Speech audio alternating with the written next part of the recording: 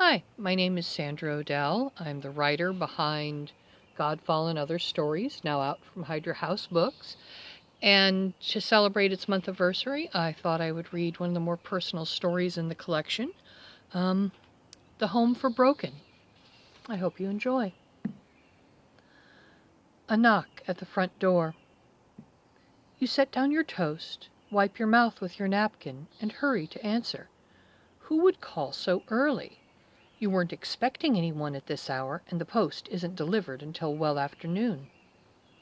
The answer is a short, freckled woman with a tumble of brown curls held back by a blue plastic clip. Broad shoulders, wide hips, a smile of uneven teeth. She holds out her right hand. "I'm Becky Ward from the Home for Broken." You accept the hand out of habit. She has a strong, confident grip. "Yes?" She presents you with a piece of paper. You take the crisp white sheet, note the letterhead embossed in gold, scan the text, something about care, perfection, termination of parental rights. The world drops out from under you. "Oh, from the home. We weren't expecting you so soon." "That's perfectly all right. May I come in?" Like that, she is beside you in the entryway, in your home, an uncomfortable reality. She nods in approval at the end tables, the family portraits beside the coat rack. "Is she here?" "Who? Melody? I mean, wait!" Miss Ward is at the stairs before she looks back at you. "Yes." You can't do this on your own. You clench your hands together, crumpling the paper. "I need to call my wife. Carol isn't here right now. I mean, she's at work, and we thought we'd have more time." Even to your ears, that sounds overly clinical. "More time with our daughter." She smiles again, a disarming quirk of the lips. "I understand, but a space just came open, and Melody will be a perfect fit."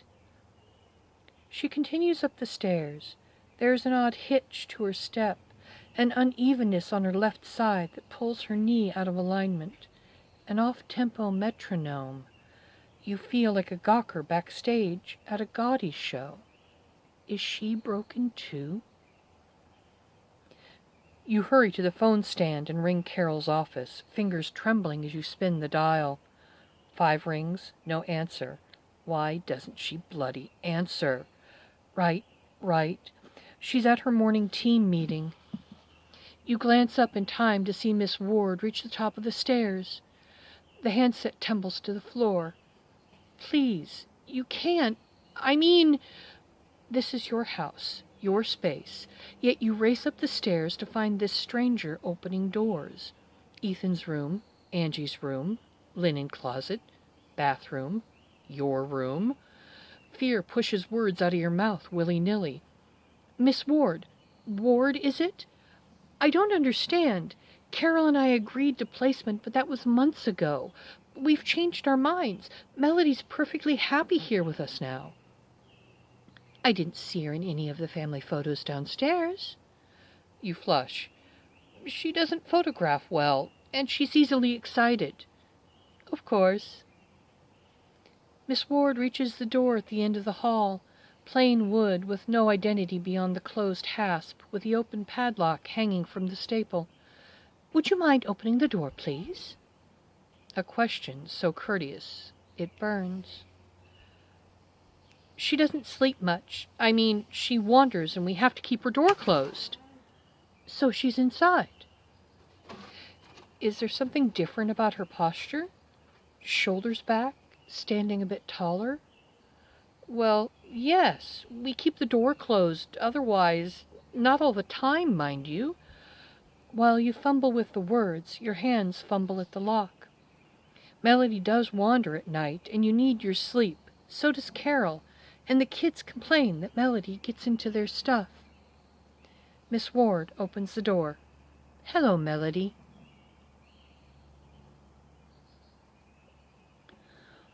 The closed air is redolent with machine oil and diapers changed as an afterthought. Dim light filtered through the heavy curtains captures the slow-motion ballet of dust. Melody sits perfectly still in the center of the room, hands on knees, head tilted to one side as if in contemplation of the blocks arranged in front of her. She has your coarse black hair, Carol's high cheekbones, your mother's button nose. Not unattractive, you tell yourself, not really, more plain than ugly. There is little else of Melody in the room. A bed, a low four-drawer dresser, a toy chest filled with hand-me-downs from her brother and sister, none of them as interesting as her blocks or her favorite cardboard shoebox. Miss Ward walks straight to your daughter, lowers herself to the floor, favoring her left leg. "My name is Miss Ward. How are you today?" Everything is happening so quickly. You should try to reach Carol again. No, you need to get control of the situation. Melody is nonverbal. She's been evaluated twice now. The doctors have never seen a child like her. She was born this way. I mean, she's not like normal flesh and blood people, and the therapists feel she doesn't have the capacity for speech. That doesn't mean she doesn't have the capacity to listen. Ah, here we go. Miss Ward feels around the lump between Melody's shoulder blades, reaches under the back of your daughter's shirt, and turns her hand once, twice, 3 times with a fast ratchet of gears. Melody blinks, straightens her shoulders, and begins to stack the blocks, largest to smallest, 1, 2, 3, all the while mouthing ka, ka, ka, which never made any sense to you. There. Miss Ward pulls Melody's shirt down, sits back. She just needed to be wound. You knew about her key? Of course. More common than you might think, really. We have a comprehensive therapy and self-maintenance program at the house. She'll fit right in. You can't watch the key turn under your daughter's shirt with undulating intent. We usually keep her wound, but sometimes when the other kids are off at school, we let her wind down. I mean, she prefers it, really. Why do your best intentions sound like excuses? We're good parents. Ah, Miss Ward only has eyes for Melody.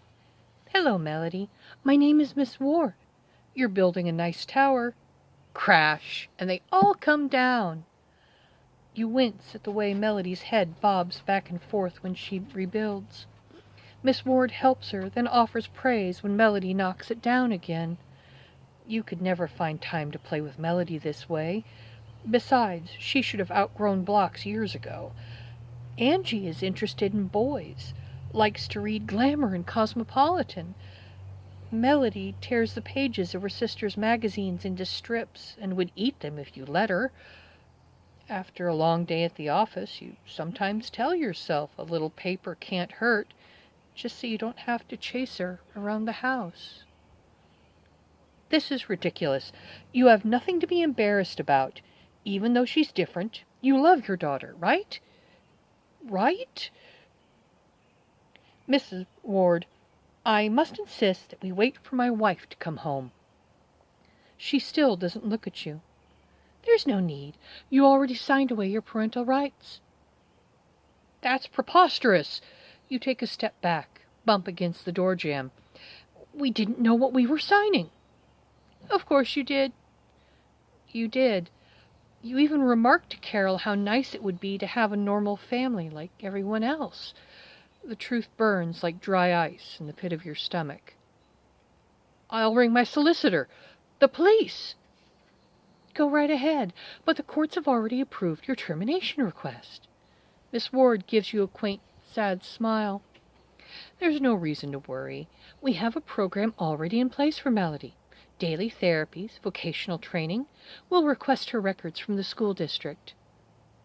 You look at your shoes. Melody is enrolled in school, yes? That's damnable courtesy again. The district felt she wasn't benefiting from her class time, so we removed her from school. Not that she noticed. I mean, you gesture at your daughter's diligent, incessant stacking and knocking over. Ethan has a 4.0 grade point average. Angie earned a place at the district summer science camp. You can see she's much happier at home. So is the rest of the family. The kids no longer get teased about their weird sister. Carol no longer has to risk being late to work if Melody's special bus doesn't show up on time. You no longer have to explain to your supervisor why you sometimes need to take machine oil to Melody's class. Miss Ward touches Melody's shoulder. Looking at the woman's left hand, the way the fingers knot against the palm makes your soul itch, much like when you wind your daughter. I'm sure you know what it's like, being broken, I mean, you continue. Not that being broken is a bad thing, but none of our friends have a child that requires winding. It's hard for them to relate to a child so different. Of course. Miss Ward stands. Let's get you packed, Melody. Do you have a suitcase we can use? You step into the room. Miss Ward, I can't let you take her. That weak protest is all you can muster. There's that smile again. You already have. You don't have a suitcase? Here, Melody, put your arms out like so. You can help me carry the clothes down to the car. Thank you. You rush downstairs to the phone and try Carol's number again. No answer. You swear and dial the front office. The line is busy. Why doesn't anyone answer? Don't they realize your world is changing too fast for them to catch up? Miss Ward calls from upstairs. I found a suitcase at the back of the closet. Might I have a hand?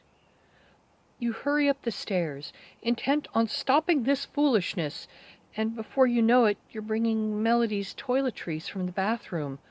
Miss Ward is too matter-of-fact and genial. Why isn't she the ogre your guilt needs her to be? Why are you carrying the suitcase to the front door while Miss Ward helps Melody down the stairs one step at a time? You aren't about to let a broken woman show you up when it comes to caring for your own daughter.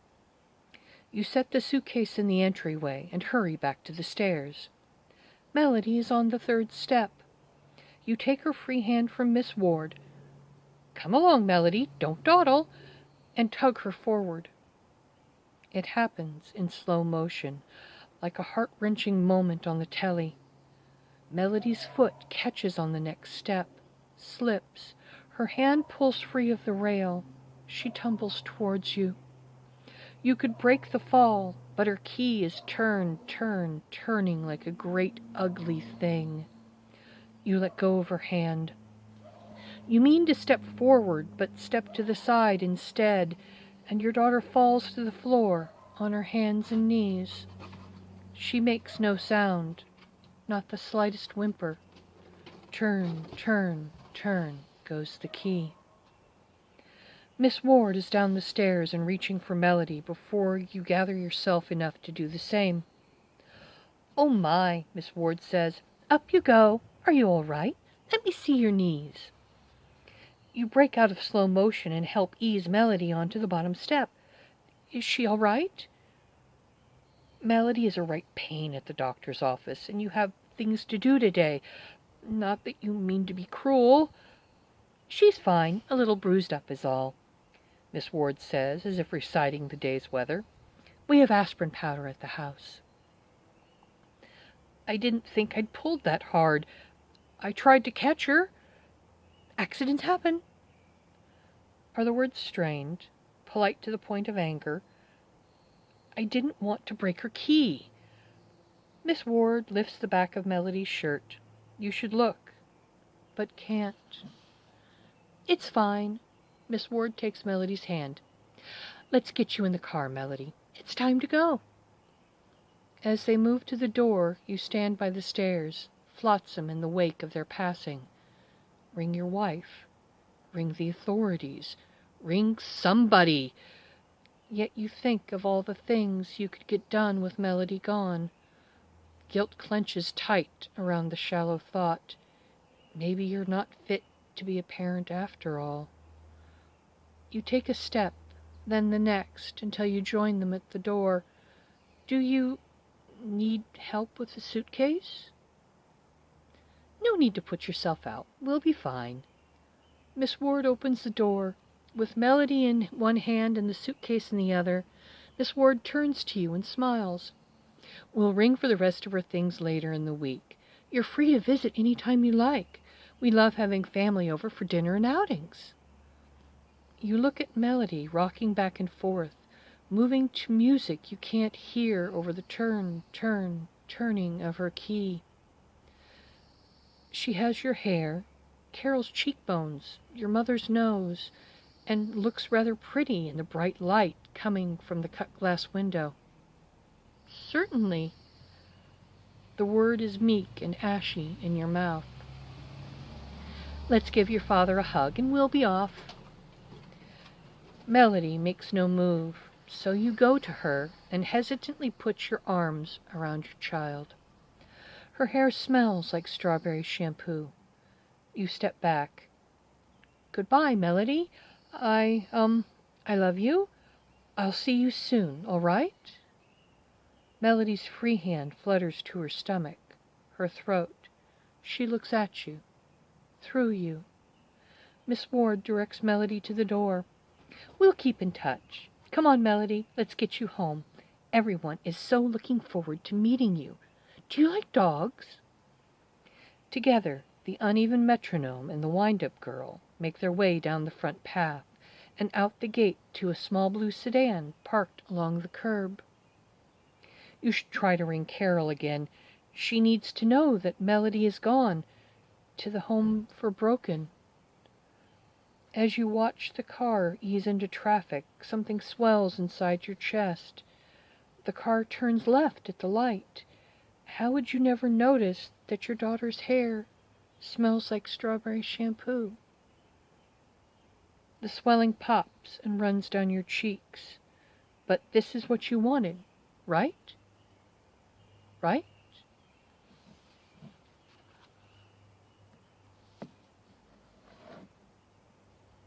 I hope you enjoyed. Feel free to share, and thank you.